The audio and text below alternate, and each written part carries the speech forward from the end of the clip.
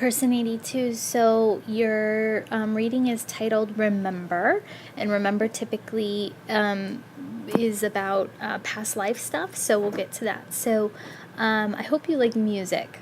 I really hope you like music because I have no explanation for the first set of things that happen. So the first thing that happens when you manifest on the Rainbow Road is there's a scene in Alice in Wonderland where she's in that weird forest and all the animals are like something totally weird.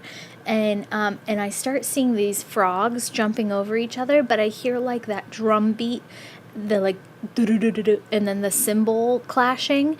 And I'm like trying to place where I've heard this before, and it comes back to me. It's in Alice in Wonderland when these two like weird frogs, one has like a drum on the inside of it and one has a cymbal on the inside of it, and they like are hopping over each other, and every time they hop they get that cymbal clash and the drum beat. And so I'm watching these two frogs hop over each other, one over another, and it just keeps playing that music or the sounds of the instruments. And then I watch them and they go towards this tree, and they basically, like Alice, but they fall down this tree, and so I'm falling with them, and it starts to turn into like the Led Zeppelin, that triangle that's like so it was like an acid trip. Like these frogs are falling down this hole, and it turns into those triangles that like are prisms, and they have like the rainbow colors, and they just start like twisting on each other. And I almost started to get dizzy just like watching what was happening. And it's like this whole like slide of triangles that keep twisting and turning, and it's totally like I start getting pulled to like Led Zeppelin, and what I never went to it, it's not my genre, but what is that called, the laser show, like it kept saying in my head like this is probably what that laser experience or whatever that big thing was from Led Zeppelin. Is it Led Zeppelin? Pink Floyd's who I'm talking about, sorry. And so then from here, I see these triangle rainbow things like spinning in a circle, and then all of a sudden I get there's this. It looks like a jet ski, but it's a rocket. And there's this guy like on this jet ski going around and around. And I start hearing Rocket Man, that song, play. And so it's going Rocket Man, da-na-na-na-na-na-na-na, whatever that song is. And this song plays like almost the entire rest of your reading. And so I'm watching this guy on a rocket, and he's just kind of like in the middle of the Pink Floyd prism, like going in circles. And so I'm getting Elton John, and I'm seeing like Elton John playing on a piano with like his big glasses. Just super weird. So I really hope you're connected to this classic rock genre of music. And so then the Rocket Man basically turns into an astronaut, and he's like in the astronaut on the moon landing, like that astronaut suit. And I see him basically doing those like hops, and I hear the, one small step for man, one giant leap for mankind, or whatever that saying is. And I see him like bouncing, and then I see him on the moon, and he then takes the position of like the Moon Man from the MTV Awards, and he has like the flag, the MTV flag, and I'm thrown back to like the origin of MTV, and I'm getting all these like psychedelic things kind of coming up, but it's MTV, and so I'm seeing like the old promos for MTV, and I get like these really weird like 70s version, really badly done, like badly produced, again like the triangles from that Pink Floyd, the prism, like almost like something you'd see after a newscast or like Reading Rainbow or something. It's like the advertisement for the TV station, and it kind of like comes, I don't know, it's so weird. It's something about like the old TV production and how they like ended their show, but it's like kind of tying into the MTV and the Moon Man. And so I see the Moon Man as an award from the MTV Music Awards, and he's kind of in that statue, just a statue. And then he basically the Moon Man takes the flag, and he raises it up above his head, and he starts ice skating on the moon. And he's doing these figure 8 ice skates on the moon. I honestly, these have no symbology for me, so I'm really hoping this stuff connects to you in some way. But this starts to come into the past life stuff. So then he's ice skating in these figure eights, and he's doing some kind of like toe spin, and he holds the flag way up above his head, and he's got it with both arms, and his head's back. It's almost like he's a chick, and his foot's pointed back, and he's doing this really elaborate spin with the flag pointing up towards the stars. And then this like beam of starlight comes down, basically almost like electricity, comes down through the rod of the pole of the flag, through his body, and basically goes into the moon and like cracks open the moon. And so now I see, this is your energy inside the moon. The moon turns into a spherical like cage, and I see your energy on this like BMX bike, and you're like one of those circus acts where the guys like spin inside the cage, and you're doing all these crazy loops inside the cage. And finally, like, the show's ending, and you come to the bottom, you jump off the bike, and you like do this elaborate roll out of the cage. And it's interesting because at the same time that you're rolling out of your cage, a person that looks exactly like you is rolling out of their cage. And this is the first time I'm seeing another cage. And so now I get that I see you and your like almost identical twin brother. And you guys like hug, and there's a big audience like clapping for you, and then you guys like run off stage, on the side of the stage, and you like kind of pass out from exhaustion. And I get that, and you guys are just like one and the same, like daredevils, totally like thrill seekers, and it's you and your brother doing like performing together, and there's this camaraderie and this like intense kind of respect and love for each other. And then like next scene, I see you and your brother embracing, and your brother's like crying on your shoulder, and he's wearing like a sailor's suit, and he's like being shipped off. Like, that's what I get. He's being shipped off, and I see like this huge like naval ship leaving a harbor, and he's basically like leaving, and you're just devastated. And so as he's getting shipped off, then I see flash forward next, and this is how past life regression works, like it comes in these flashes. So it's like flash next scene, I see like the beam of your BMX or motorcycle bike. I see the light beaming, and you're like going 100 miles an hour down a twisty road, and there's this big light of a truck that's coming towards you, and you like spin out, and you veer off, and you hit a tree, and you die. And so then you're transitioning from third dimension human to going into the sixth dimension, into heaven.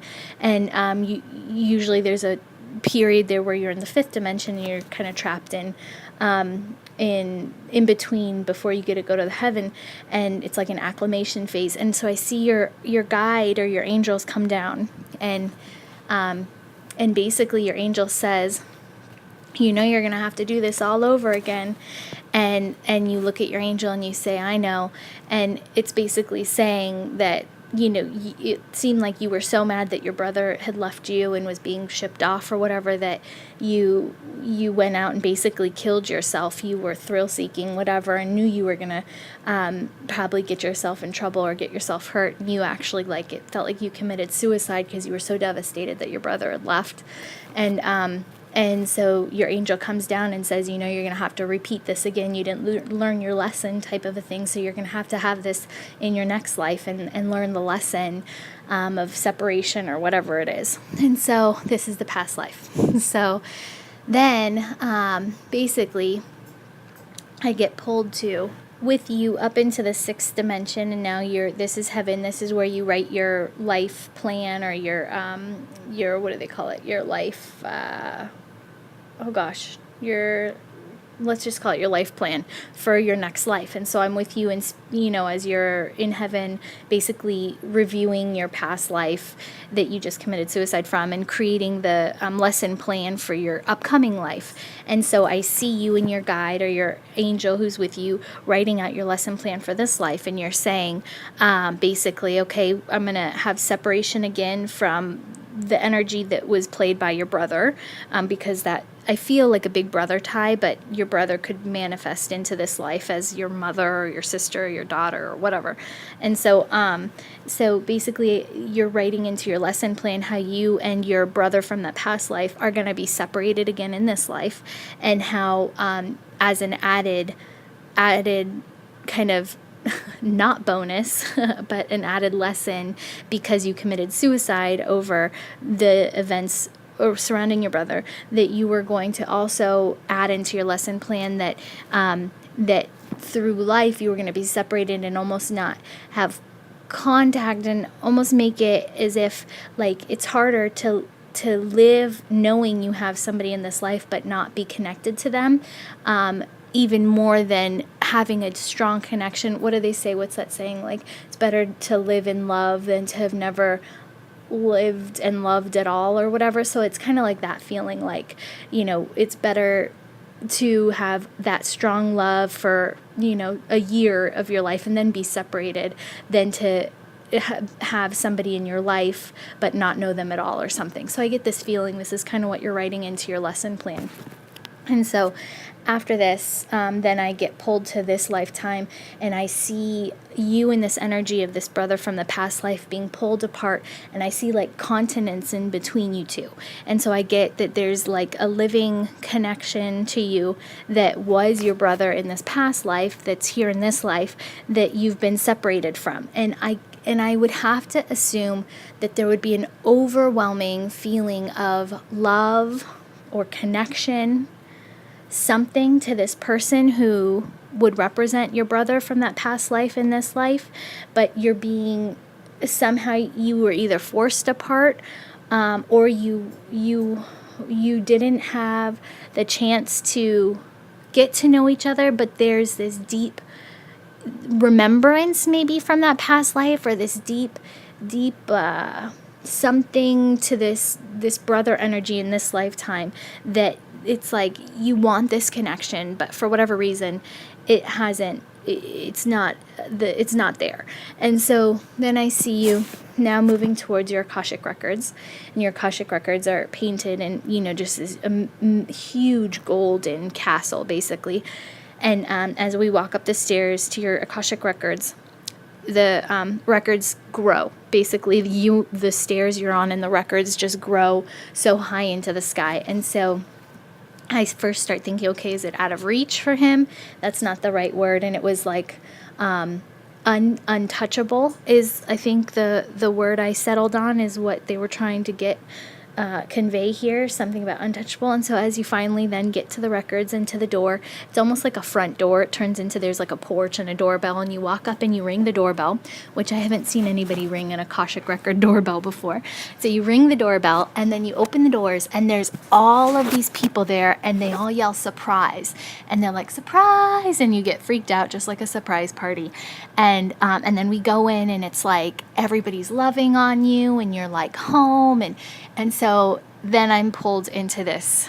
So how much more time do we have? So then I'm pulled into, this is your soul group. I don't know if you've ever entertained the idea of soul group or reincarnation or whatever, but somebody like me would believe that every lifetime we incarnate with basically most of the same soul group, and in that soul group you reincarnate every lifetime. And one time me and my husband come together as husband and wife, the next time I'm his mother, the next time he's my best friend, the next time he's my child's child, whatever. So there's this theory of soul groups who come together, and you're a connected soul group that comes and basically reincarnates every lifetime to teach each other lessons and to help each other grow on a spiritual platform to reach your kind of end destiny, and you're all kind of trying to achieve the same goal of growth towards enlightenment or transcendence or whatever. And so as we walk into your records, it's like all these people, it's so much love, it's your entire soul group, and they're so connected and they're there for you. And I'm getting that there's a disconnect from this in the life, in your current life possibly, and that like representing by this brother energy that was showing up from a past life, this connection that you committed suicide over, that basically in this life, then I call down your higher self and I'm like, what's for the greatest good for this person to know at this moment in time? And they said that you need to know that these souls are here for you. All you need to do is think of your connection or your soul group, and you'll see these lights all around you. And so here I feel like it's important to explain the concept of a soul group where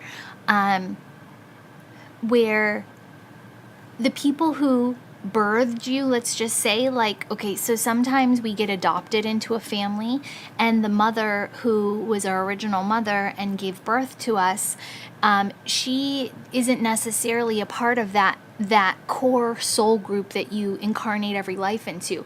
She might have had a lesson she had to learn about acceptance and something, you know, about giving up a child from, who knows, from some of her lesson plans from her past life. And so she chose to come in and work this lesson plan with you, and she chose to be your biological mother, but not be the mother that raised you.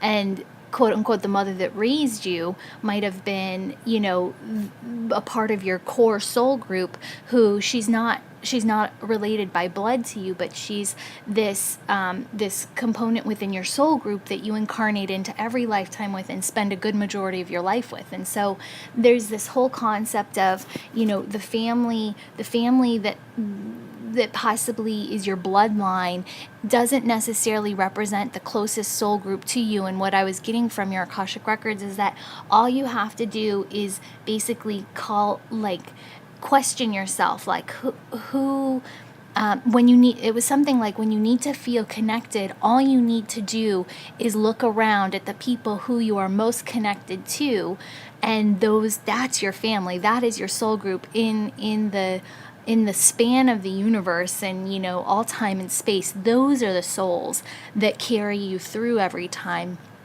And those are the souls that you're most connected to. And so something about, I was just getting to explain the concept of that soul group, and you know, and like kind of like bloodline, like it's not always to do with bloodline, and it's, you know, your best friend in this life could be one of your closest soul group people, right? Because how many times can you fight with that person tooth and nail and have different opinions but still love each other?